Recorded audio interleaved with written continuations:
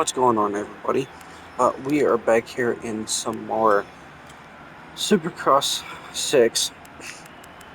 So, by the title of the video, I think it's apparent that I should start talking about this. So, I think it's been a week or so since my last upload. Actually, a few days since I've released the Supercross 6 edit. But, but there's a couple of things that I've actually started beginning to notice about the game that I think that should be addressed um, about some things, and I think we should get right into that. So, um, I'm going to actually go over the pros and cons of this game, actually, and I'm actually going to start with the pros, actually. So, the the first couple of things that are actually very good about this game, I actually do quite enjoy, is oh Jesus Christ, is the amount of difficulty that the AI actually has.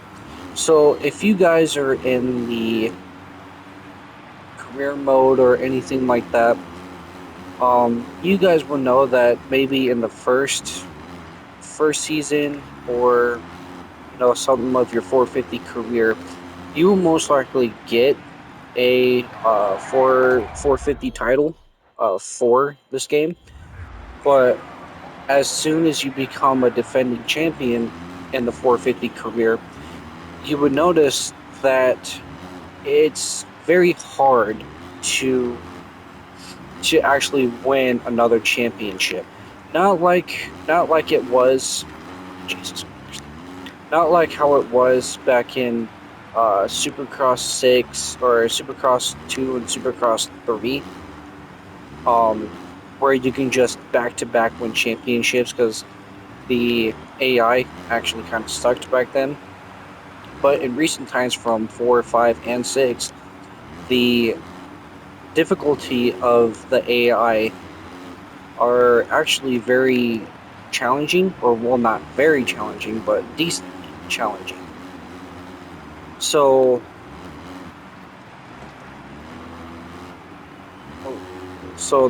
that's good in ways, in particular ways, but not all the time.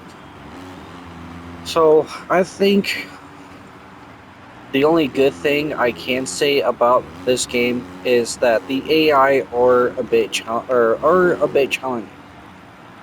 So the cons of this game, there's a lot more cons than there is pros with this game. So as in the title, the more I'm starting to play this game, the more I continue to play, the more I'm beginning to figure out, what's actually wrong with this game. So I know in the past that I did talk about how this game was a little bit like Supercross 3, but I didn't play a lot of the time to actually really compare this game to the other games in the franchise. So that's what I've done now. So right now, I think I'm about at 60, 70 hours in this game. So I've been playing actually a decent amount for the time being since my last upload. So the first thing that I have come to notice is the tunings. So I know that I did release a tune for the Kawasaki, uh, but I'm starting to really figure out that the gameplay between single player and multiplayer are very different. The way the bikes handle, the way, like here, I'm actually going pretty decently fast, but when I'm in multiplayer, I don't go this fast at all. So it's actually really hard for me to keep up with other people. Despite back in the early Supercross days, Supercross 3 and everything, Supercross 4, and actually, even though their track selection sucked very badly, um, and I was actually up in the decent leaderboards in Supercross 5. But with this game, I'm starting to really figure out that the tuning and um, the physics of this game don't really match up with online play. Considering that single player is actually the better way to play, um, even if you have a full upgraded bracket, it's just not there. Especially when you're just trying to play, grind, and everything like that. So, um, and another thing, the like I said, the bikes and everything, they don't really par up to online plays. Um, it just doesn't work like that anymore. So we're gonna be going into the online play, like all that stuff. So um, the the one thing that kind of rubs me around um, is that everybody uses the KTM. If you guys played this game for a decent amount, you guys will start to notice that the KTM is actually one of the better bikes in this game. After years of the game with having the Honda being the better bike, um, but this time around it is the Honda, um, or it is the KTM, which is kind of surprising. It is faster, but everybody uses it, and as all the rest of the milestone games, people always try to find ways to exploit the game. I heard that there's a corner. I heard there's a corner glitch that people do, um, and then just kind of hit fifth gear coming out of the corner, and it just rockets you out. Um, I heard that people do master it, but I did hear that it's more on the Xbox side. Um, so you Xbox boys, you guys really know how to tip the scales when it comes to these moto games. Um, but just overall, the experience of this game is not what it used to be. I'm actually probably gonna be playing Supercross 5. Going back to that game, see how that game actually feels, because if I remember, I've only played that game for a couple months before Supercross 6 released. I just kind of stopped playing uh, before I bought Supercross 6. Sometimes I do regret buying this game.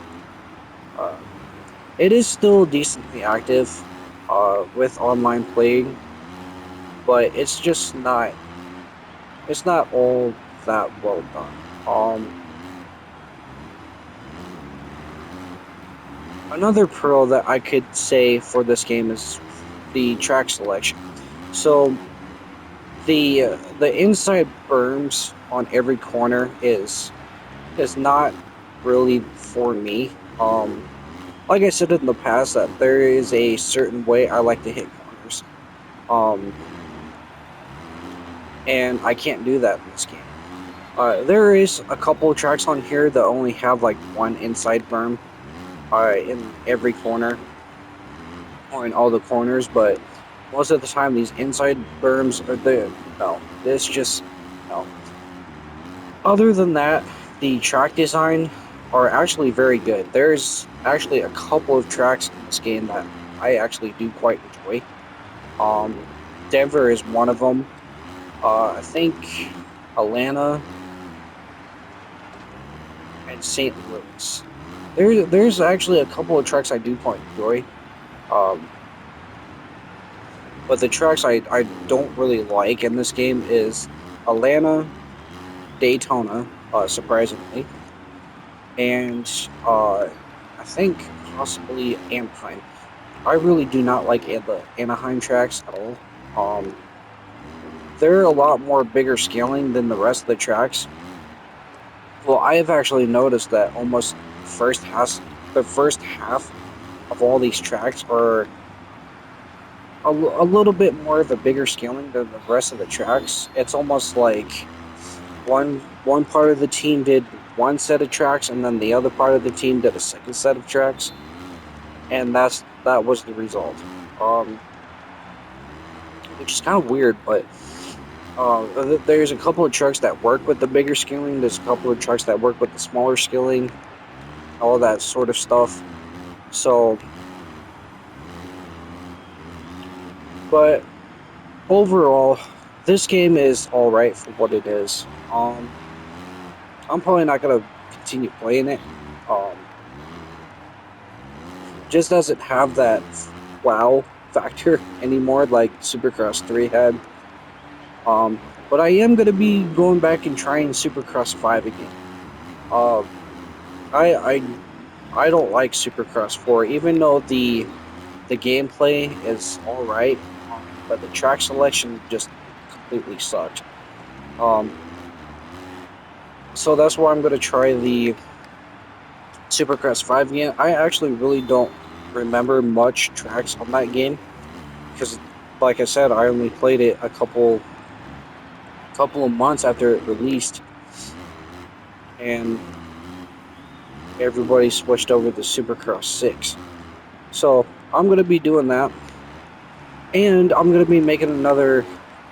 Actually, I'm gonna be making a video for MXGP 21 because I recently heard that MXGP 21 has been gaining some steam as of lately. So I'm gonna be doing a video on that one. I did recently just started playing it again. Um, but I do have to go back and reinstall it because I did delete it for a couple of other games I've been playing on my own time. So expect to see that here in the next week or so. Um, I think that's about it for this video. Um, oh, and one more thing. If you guys are willing to like buy this game, or if you guys are looking to buy this game, there's a lot of yes and no factors to this game. If you guys do enjoy the Supercross series, it's that's all power to you if you want to get this game. But um, if you guys want to like grind hard to actually get fast or anything like that, this game might be for you. But if you guys really don't like the slow pacing, actually trying to uh, do lines and different bikes, different, just different speeds, different tunes, different bikes. Uh, this game is very one-sided when it comes to that sort of thing. So you can't be, because especially if you're doing online playing, everybody just uses the KTM. It's just like it's not as fun as it used to be. It's definitely not as fun in here when you're racing everybody that's on the same bike, on the same official rider. I don't know why people are using Cooper Webb all the time, but um, just the majority of online playing on this game is just nothing but KTM boys, and they found ways to exploit the game. They found ways to do all that sort of thing, and it's almost this game is not what it is. But like I said, if you guys just simply enjoy this franchise, more power to you. But if you're a new player looking to find a new game, this is not for you. Especially Supercross 6. Uh, the game has changed a lot over the years, especially with the speed. Um, and I also noticed that you have been you have to be more dependent on using both sticks uh, for the preloading. Or if you guys won't jump or anything like that, you have to pull both sticks down a lot more. I've noticed if you even want to like keep a momentum up. It's not like the other games where it was just easier to jump and everything like that. But no, the game speed has slowed down so much that you have to almost be completely dependent on using both of the sticks to be able to actually keep a good momentum, good speed and everything between throughout the tracks. So that's a big downside to me. I actually tried playing around with some of the tunes, and I just cannot find a good tune for any of these bikes. Um, I did find another tune for the Kawasaki through YouTube. That actually makes the bike pretty decent, but it still doesn't really par up to my liking for these Supercross games. So and the rest of the games. So like I said, Um, I'm gonna be going through Supercross 5 again. See how well that game plays compared to this one and everything. So I think that's about it for this video. Just wanted to do a quick upload.